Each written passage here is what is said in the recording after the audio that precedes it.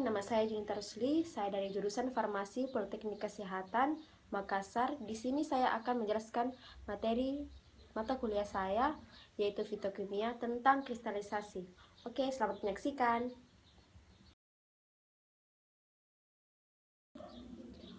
Oke, yang pertama dari materi saya kali ini yaitu pengertian kristalisasi. Kristalisasi adalah salah satu teknik pemisahan campuran di mana dalam suatu sistem dilakukan transfer atau perpindahan massa zat terlarut dari larutan cair dalam bentuk zat padat berbentuk kristal. Dasar metode ini yaitu kelarutan suatu bahan dalam pelarutnya dan perbedaan titik bekunya. Oke, yang kedua dari materi saya kali ini yaitu syarat-syarat kristalisasi. Syarat-syarat kristalisasi ada 3, yaitu yang pertama larutan harus jenuh. Jenuh berarti di sini pelarut telah seimbang dengan zat larutnya, atau jika larutan tidak dapat melarutkan lagi zat larutnya, maka konsentrasinya telah maksimal.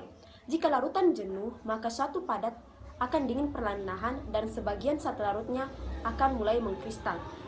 Yang kedua yaitu larutan harus homogen. Partikel-partikel yang sangat kecil akan tersebar merata walau didiamkan dalam waktu yang lama.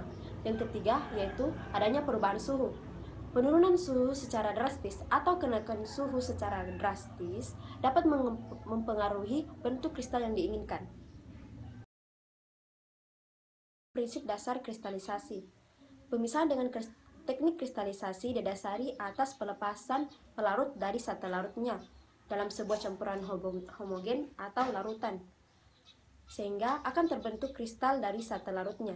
Kristal dapat terbentuk dari suatu larutan dalam kondisi jenuh atau lewat jenuh, yaitu kondisi di mana pelarut tidak dapat melarutkan lagi zat larutnya atau jumlah zat larut telah melebihi kapasitas pelarutnya.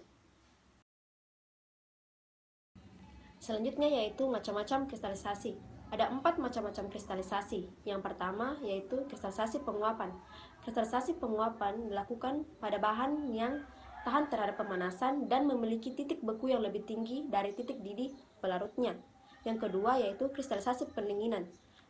Kristalisasi pendinginan dilakukan dengan cara mendinginkan larutan. Pada saat suhu larutan turun, komponen zat yang memiliki titik beku yang lebih tinggi akan membeku terlebih dahulu, sedangkan zat yang lain masih larut, sehingga dapat dipisahkan dengan cara penyaringan. Zat lain ini akan turun bersama pelarut sebagai filtrat, sedangkan zat padat tetap tinggal di atas saringan sebagai residu atau padatan kristal. Yang ketiga yaitu pemanasan dan pendinginan. Metode ini merupakan gabungan dari 2 metode di atas, yaitu yang disebut juga dengan kristalisasi vakum, di mana larutan panas yang jenuh dialirkan ke dalam sebuah ruangan yang divakumkan. Sebagian pelarut menguap, panas penguapan diambil dari larutan itu sendiri, sehingga larutan menjadi dingin dan lewat jenuh. Yang keempat yaitu kristalisasi dengan menambahkan zat lain. Penambahan zat lain ini merupakan bahan organik, contohnya yaitu garam. Karena garam larut lebih baik daripada bahan padat yang lain, sehingga terjadi desakan dan membuat bahan padat menjadi terkristalisasi. Oke, untuk memahami materi saya kali ini, saya akan mempraktikkan salah satu macam dari metode kristalisasi, yaitu kristalisasi penguapan, kristalisasi penggaraman. Selamat menyaksikan.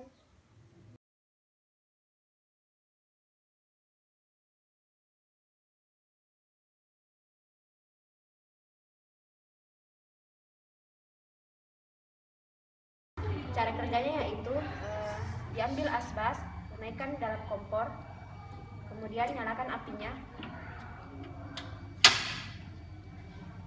Air garam yang telah berisi di dalam gelas beker atau gelas kimia dipanaskan langsung di atas asbes dengan menggunakan api langsung dari kompor.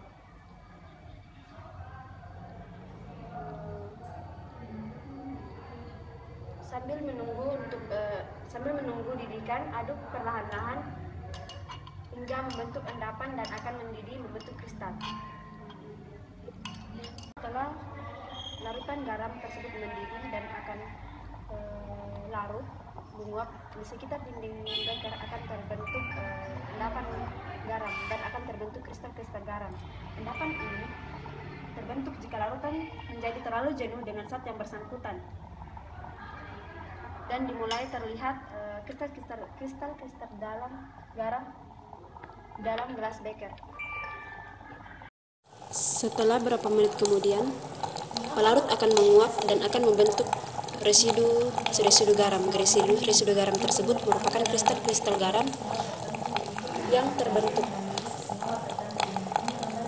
Pemisahan secara kristalisasi dilakukan untuk memisahkan zat padat dari larutannya dengan jalan menguapkan pelarutnya. Zat padat tersebut dalam keadaan jenuh dan akan membentuk kristal.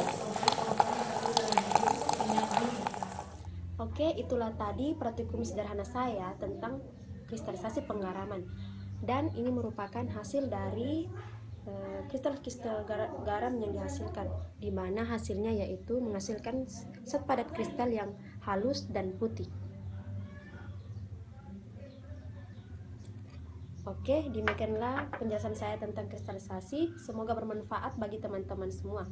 Jika ada salah kata dan perbuatan, saya minta maaf dan mohon untuk like video saya. Oke, sekian dan terima kasih.